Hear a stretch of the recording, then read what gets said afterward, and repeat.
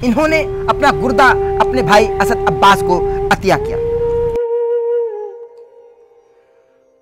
मेरे दिल को चैन नहीं आ रहा था। मैं कब्रिस्तान का चक्कर लगा रहा हूँ, मेरे तकरीबन 8-10 चक्कर लगे। मैंने नहीं देखा कि असद अब्बास की कब्र कभी खाली हुई हो।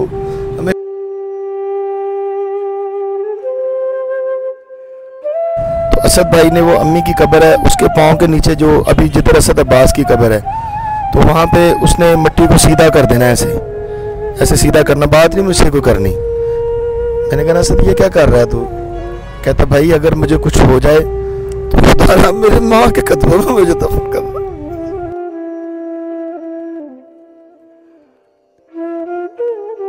उन्होंने कहा कि मुझे इंडिया से कॉल आई है, इंडिया वाले कहते हैं कि असद आप और आपकी सारी फैमिली को हम यहाँ की नेशनैलिटी देते हैं। ज़हीर भाई आपसे रिक्वेस्ट करूंगा कि असद भाई के पास हमको ले चलें।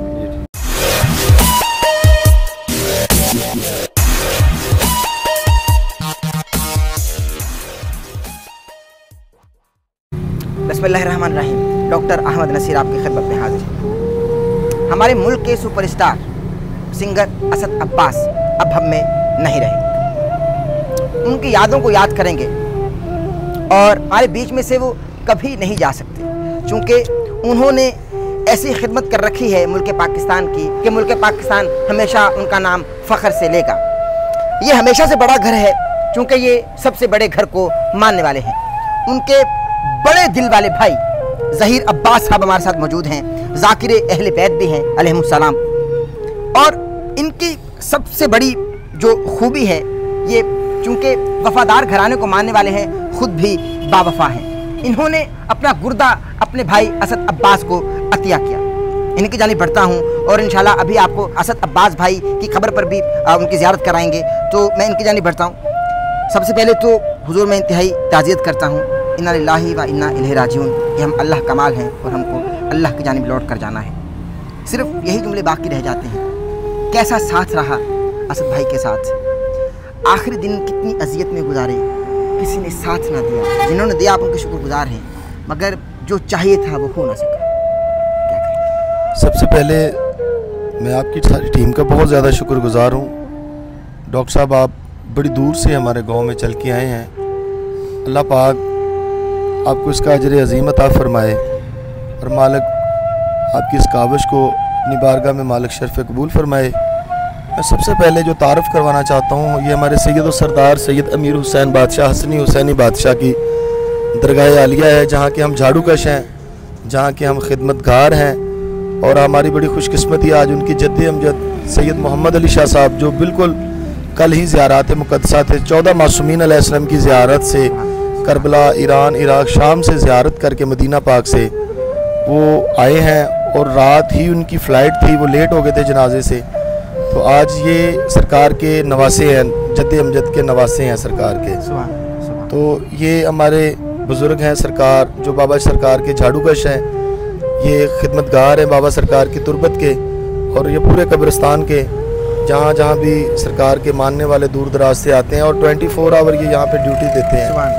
और जो असद भाई के पर्सनल दोस्त थे लास्ट टाइम, जिनके साथ बहुत ज़्यादा शुरू से लेके और आखिरी वक्तों में जिन लोगों का साथ है, हाफिज़ कारी अमीन साहब हैं, और अकील भाई का मैं पहले भी आप लोगों को मीडिया के ज़रिए तारफ़ करवा चुका हूँ, क्योंकि कल जितने भी इंटरव्यूज़ थे मेरे ख्याल से मुझसे कम दिए गए हैं ज़्यादातर अकील भाई, क्योंकि ये हमारा माँ भी मेरी कहती थी कि अकील आपका 5वां भाई है।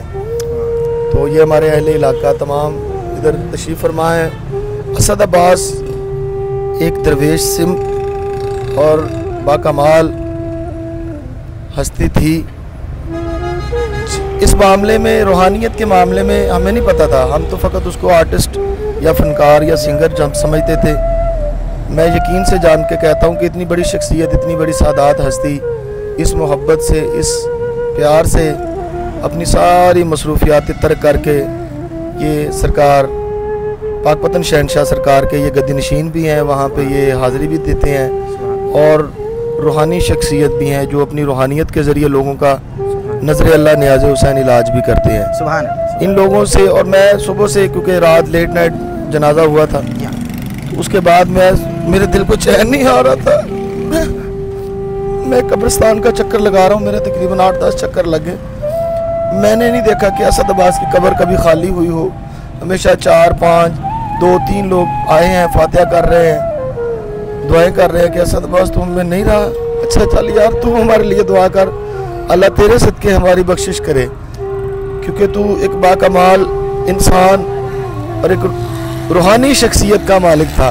क्योंकि 2829 साल गुजार उसकी ज़िंदगी और फैमिली में बहन भाइयों में सबसे छोटा है। वो मेरे बेटों की तरह था, मेरे बच्चों की तरह था, और बता नहीं सकते कि फैमिली किस कदर गम से नढाल है।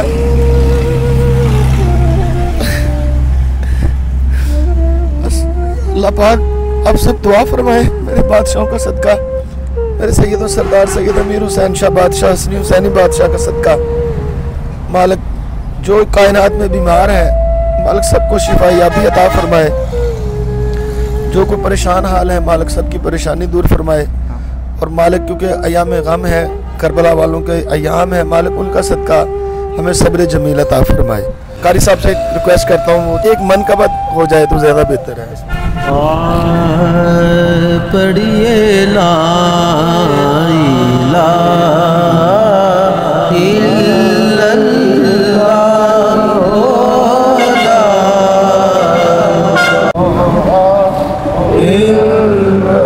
हुसैन पाक से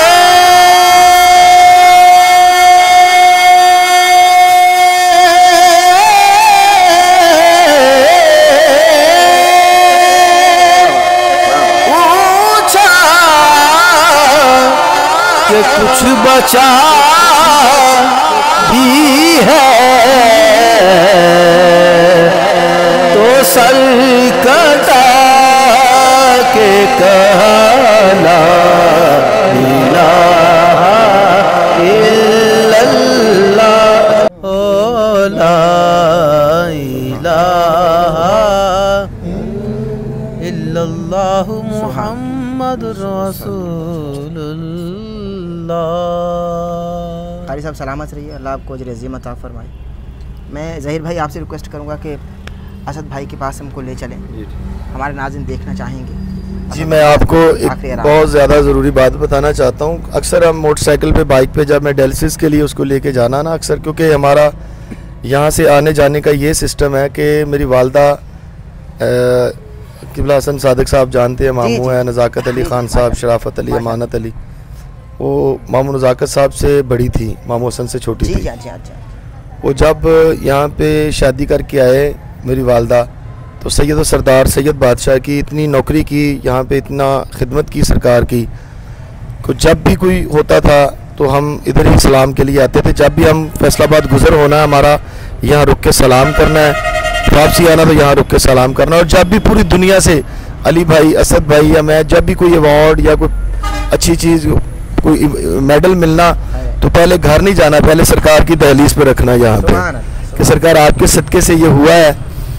तो अभी चंद दिन पहले की ये बात है कि मैं डायलिसिस के लिए उसको लेके जाना ना, यानी कि जब ये सोशल मीडिया पे जब से मंजर आम पर हुआ है, उससे पहले ये होता था कि जाना तो असद भाई ने, वो अम्मी की कब्र है उसके पाँव के नीचे जो अभी जिधर असद अब्बास की कब्र है, तो वहाँ पे उसने मिट्टी को सीधा कर देना, ऐसे ऐसे सीधा करना, बात नहीं मुझसे कोई करनी। मैंने कहा असद ये क्या कर रहा है तू? कहता भाई अगर मुझे कुछ हो जाए तो खुदा मेरे माँ के कदमों में मुझे दफन करना। मुझे कहना कि अगर मैं दुनिया से चला जाऊँ, मुझे बाबा सरकार के कदमों में, मेरी वालदा के कदमों में मुझे दफन करना, ये मेरी आखिरी वसीयत है। मैंने अपना रब की बारगाह में मैं सुरखरू, मैंने उसका वादा वफा किया। बस मैं ये दुनिया वालों से कहना चाहता हूँ कि खुदा अपने इर्द गिर्द लोगों को देखे, हो सकता है कोई बहुत ज़्यादा मजबूर हो, जो जुबान पे न लाना चाहता हो, उन लोगों के साथ ताउन करे, उन लोगों के साथ मोहब्बत करे। नहीं लाए ना ज़हीर भाई, 8 साल जुबान पर नहीं लाए वो। जी जी बिल्कुल, कोई सवाल नहीं किया। अभी थक गए 4 माह 3 माह के, आपको दुआनिया का पता है कि जब वो बेआस हो चुका था, पता नहीं उसको पता था कि मैं इस दुनिया में नहीं रहूँगा बाकी। चले मैं क्योंकि मैं मीडिया के आपके रेफरेंस डॉक्टर साहब, उसको दूसरे ममालिक से बहुत सारी ऑफर्स थी, बिलखुसूस इंडिया से उनको बहुत बड़ी ऑफर हुई। ये वो हमारे प्रोग्राम में बताते रहे। जी आपको भी प्रोग्राम में उन्होंने कहा कि मुझे इंडिया से कॉल आई है, इंडिया वाले कहते हैं कि असद आप और आपकी सारी फैमिली को हम यहाँ की नेशनैलिटी देते हैं, यहाँ पे हम आपको डिफेंस देते हैं, हम आपको तमाम ट्रीटमेंट देंगे और तुम्हें बहुत अच्छा इधर सेटअप करवाएंगे, अपना मुल्क छोड़ो, अपने पाकिस्तान में आओ, अपने पाकिस्तान छोड़ो, हमारे भारत में आओ।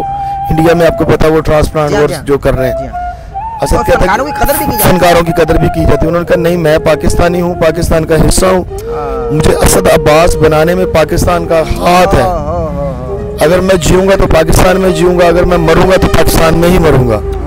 अगर मैं रिक्वेस्ट यही करता हूँ कि अपने हुकूमत पाकिस्तान से, मुखैर हजरात से, उन लोगों से मैं रिक्वेस्ट करता हूँ कि खुदारा हमारी मदद की जाए, क्योंकि आपको भी पता मैं खुद एक मजदूर आदमी हूँ, छोटा सा मौला का मदा खान हूँ, मेरी भी कोई बिजनेस नहीं है, कोई मेरा वो नहीं है। कुछ लोग होते हैं वो जो जुबान पे नहीं लाते, वो मैं मेरे जैसे वो लोग हैं जो जुबान पे नहीं लाते। खुदारा आप हमारे जज्बात को समझे। कुछ हो सकता है कि वो बात हम जुबान पे ना लाना चाहें। तो बीमार है ना उनका? उसका बेटा बहुत ज़्यादा बीमार है और यकीन जाने वो छोटे वाले बेटा, वो उसकी सारी तबीयत में मेरे जैसी है, वो लगता है मेरे जैसा। वो जब पैदा हुआ तो उसने कहा कि भाई ज़हीर, ये अल्लाह ने मुझे आपका रूप दोबारा मुझे दे दिया, आप ही के जैसा। मैं कहा ये मेरे ही तो है, अशल भी मेरा है, नकी भी मेरा। और अम्मी कहती होती थी मुझे अल्लाह ने 2 पोतरे देने हैं, एक नकी देना है और एक तकी देना है। फिर मौला के सदक़े से ऐसे हुआ कि जो नकी अब्बास है वो असद अब्बास के यहाँ से हुआ, तकी अब्बास मेरे यहाँ से हुआ। वाह वाह वाह वाह। तो मालिक ने वो दुआ हमारी मुस्तजाब फरमाई है। वाह वाह वाह वाह। तो आपके चैनल के रेफरेंस मेरी जहाँ तक भी आवाज़ जा रही है, आप ज़्यादा से ज़्यादा असद अब्बास के लिए दुआ फातिहा पढ़िएगा, उसके लिए ज़्यादा से ज़्यादा कुलखानी कीजिएगा, अपने मरहूमीन को याद करके हुए।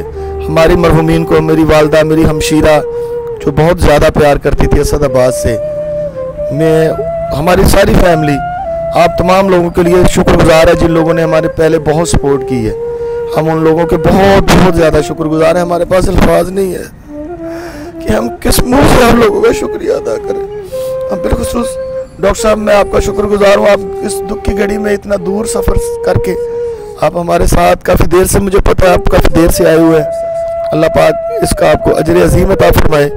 और मेरा करोड़ा सलाम है उन तमाम सोशल मीडिया और तमाम यूट्यूब चैनल, टिकटॉकर और फेसबुक पेज के जितने भी एडमिन्स ने, जितने कैमरामैन और साथ जितने भी लोग हैं, मैं उन सब के लिए दुआ गूँ। अल्लाह पाक आपको सिवाय मोहम्मद वाले मोहम्मद के गम के को गम न दिखाए। आमीन।